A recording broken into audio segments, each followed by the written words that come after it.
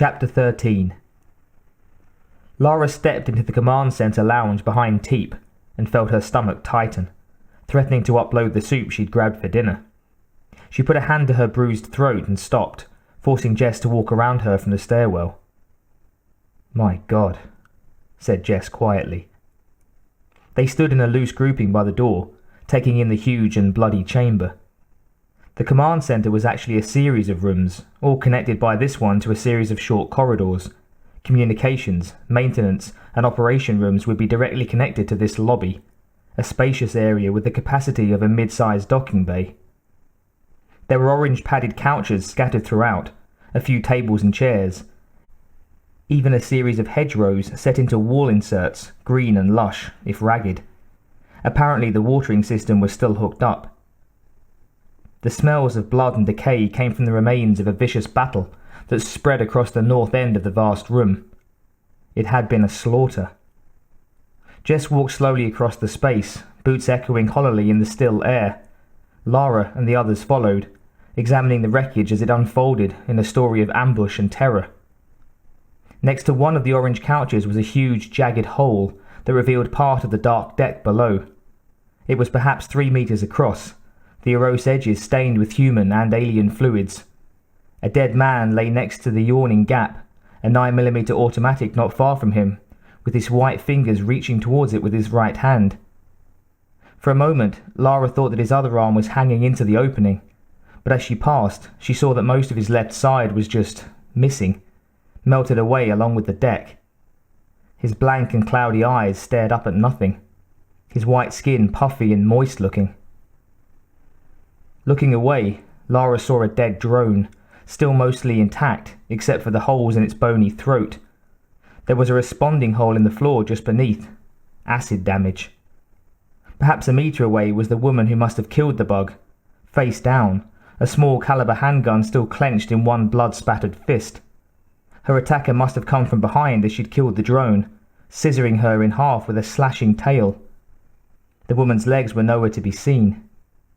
Her blonde hair was matted with dust and flecks of matter that Lara couldn't identify. She stopped and counted, taking into account the disembodied parts that were strewn around almost casually and dried to the floor in tacky puddles.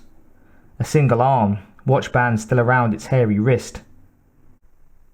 A lower leg with the boot still on, shredded muscle spilling out where the knee should have been. One of the orange couches was stained a drying brown, only small patches of the original colour showing. In the middle was part of a human torso, headless and limbless, still wearing tatters of a dark coverall. 8 people, maybe 9. No barricades, no alien bodies except the one. The technicians here had been attacked without warning and somehow hadn't managed to get out of the stress signal. Except DS terminals were supposed to have all kinds of emergency backups and procedure programs for dealing with hostile takeover, alien or otherwise. How could this have happened without anyone knowing? Jess interrupted her thoughts.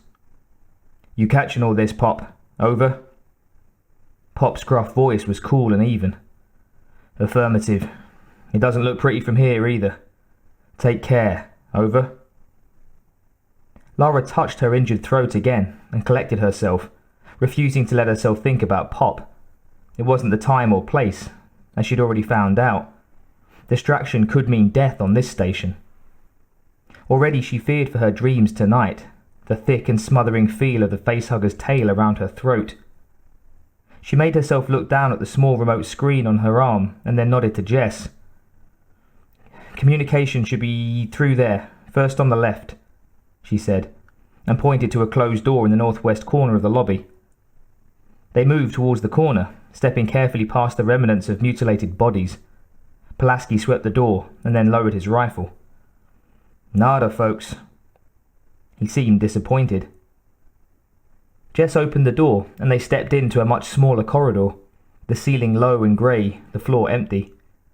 It was lined with a half-dozen closed doors and stretched perhaps 20 meters to a dead end. Lara saw a random scattering of bullet holes and a few acid burns on the walls, but no bodies. They waited tensely while Pulaski checked, Lara noticing that it was cooler here. She hoped vaguely that the bugs hadn't infiltrated the entire command center, but knew that it was unlikely. The alien breed that the HK team specialized in were thorough, if nothing else. Pulaski shook his giant head, scowling. Jess tapped the controls and the doors slid open. It wasn't as bad as the lounge area, at least in terms of body count. In the long, low room filled with silent monitors and computers, Lara saw only one dead man, seated at a single-screen console. His head rested on the keyboard, arms dangling at his sides, except for the ragged exit wound that had taken out one side of his skull. He could have been asleep. The suicide weapon was an ancient .25 semi, small, a personal sidearm. It still hung from the stiff fingers of one hand. Lara went ahead, already scouting for the station's internal console as she assessed the damage. The main computer bank in the center of the room had been partially destroyed, a large section of the overhead paneling ripped away, and at least 3 smaller consoles had been smashed. Not good, but it could have been a lot worse. Lara let herself relax a fraction as she spotted the console she wanted, just below a 9-block monitor system. It looked untouched. "Teep, watch our backs," said Jess. He and Pulaski walked into the room behind Lara, Pulaski heading straight for a small supply area in the corner. Teep stationed himself at the entry, facing out. Lara crouched down in front of the console and removed her pack, sliding out the computer relay that she would hook up through the Nemesis. She activated her headlamp and popped the panel, pulling the retractable cords out of the relay and plugging them into the override. She worked quickly, calling up audio and visual reads and running a check on the main transmitter. The station's emergency power wouldn't be enough to adjust camera angle and such, but the internal monitoring system was still intact and usable. The check came back for the DS transmitter, and Lara frowned. It was no wonder that they hadn't sent any messages. The condenser, the decoder, the accelerator, all of it was shot.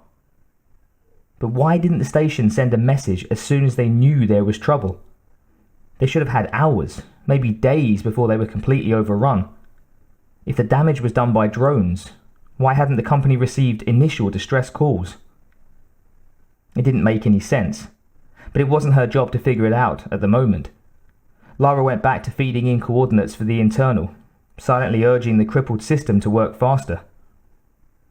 "Sure looked after themselves pretty good," said Pulaski, rummaging through a small refrigeration unit. He came up with a large glass bottle and held it up, grinning. "Champagne, the real thing. Hey, Pop, how about I bring back some of this to celebrate?" "You know the rules, Candyman. No alcohol on... Wait. Lara, I've got a command menu on screen, over." "That's what we came for, over," she answered, and slid the relay hookup into the open panel. Lara stood up and flipped on the console monitors, each of the screens showing a different section of the station.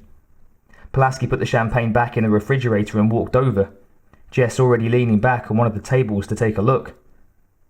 Of the 9 screens, 8 showed alien activity, dark movement, ropey secretion, or both. The 9th was a lonely shot of a headless male corpse in the main dining hall, spread-eagled across a bloody floor. "Let's get out of here," said Jess softly, and as they turned to leave, Teep's tracker suddenly ticked on.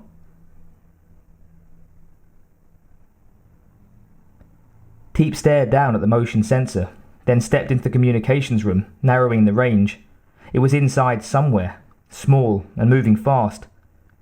"Facehugger," he said, and turned towards the west wall, not certain where to aim. There was an air shaft near the ceiling, the grill hanging off a single rivet, 7 meters and closing. "Leave it," said Jess. "Let's go." Teep barely heard him. He raised his M41 and targeted the shaft. 4 meters now, and he imagined he could hear the tiny claws scrabbling against thin metal. There was nowhere else it could be coming from. It had to be the shaft, and he was going to make sure it didn't go any further. "Teep, you hear me? Leave it." Teep glanced over at Jess and the others, standing out in the corridor now, and then back at the air shaft. And although it had been silent since they set foot in the station, the voice suddenly eased into his mind as if it had never left. "Yeah, Teepee, leave it. What's the difference? It doesn't matter what you do anyway. It never has." 2 meters. "Teep!" He backed away from the wall, lowering his rifle. When he reached the door, Jess shook his arm and gently pulled him out, then tapped the control panel. Just as the doors slid closed, Teep saw a flurry of long-legged movement burst out of the shaft, but then the panels were sealed and they were turning back the way they had came. Jess frowned and hung back, letting Pulaski and Lara get a few steps ahead. "You okay?" Teep forced a smile onto his face. "Yeah, sure, you know. Little tense in here." Jess nodded. "I hear that. What say we get out of this morgue? I do believe we got some R&R coming our way." Teep stretched his smile to show teeth, but didn't feel it. There was a sinking in his belly, a sudden sense of foreboding that seemed to suffuse his entire being. He'd felt so good blowing away those facehuggers in the elevator shaft, as if he were ensuring his survival on future missions. He knew it was ridiculous, but leaving that single creature alive in the communications room felt bad. Like a death sentence, Teepee. Like maybe that was the one with your name and your number, like 1,000 others, still waiting for you on 1,000 planets. Like you just blew your only chance to get out alive, and now you can't be sure of anything. No. The voice was wrong. One facehugger was no different from any other, and they were leaving now, mission completed. DS-949's problem was too big for them to mess with. It would be a nuke from orbit, and the Nemesis would be leaving soon for a well-deserved break. He tried to hold on to these thoughts as he followed the others back into the lounge, not really seeing the blood or noticing the stink as they moved towards the stairs. But the sense of dread wouldn't leave him. What difference did any of this make? The alien breed was everywhere, would still be everywhere long after he had time served. Even with 1,000 max units operating around the clock, stations like this one would continue to be overrun, the people slaughtered as if they were cattle. "That's what I've been telling you all along," cooed the voice. "Just how useless you really are in the grand scheme of things. And when you finally die on a nameless rock in the corner of nowhere, or in some abattoir like this one, what difference will that make?" Teep pretended that he hadn't heard, but he knew that the voice was stronger now than it had ever been. Jess had been pushing for him to take one of those 3-day psych programs when they hit time off. Maybe it wasn't such a bad idea. Pulaski led, followed closely by Jess. Lara brought up the rear as they started up the curved stairs that would lead them back to the shuttle. "All clear," Pulaski called back, and as Teep neared the blasted drone that lay across the damaged steps, he found himself unable to look away. Maybe HK teams weren't so useless after all. With a gurgling hiss, the dead drone reached out and wrapped its dark talon around his leg. Teep screamed and fell heavily to the steps. His rifle clattered away, and he screamed again, suddenly certain that he had lost his mind as the alien claw pulled, incredibly strong and very much alive. The dull blast of a pulse rifle, and the claw convulsed and let go. Teep rolled over and scooted away, back to the wall, aware that he was moaning with each panting breath and unable to stop. Lara fired again, the main drone falling back, acid oozing from the holes in its shining skull. She lowered her smoking weapon, and suddenly Jess and the Candyman were all with her, all of them leaning over him. "Jesus, Teepee, I thought he was dead," said Pulaski, as he reached down to help him. "Sorry, man, should have made sure." Teep stood, sick and dizzy to his bones. He retrieved his rifle and tried to smile at Lara, but couldn't do it. He felt like he would never smile again. The voice was right. Nothing mattered.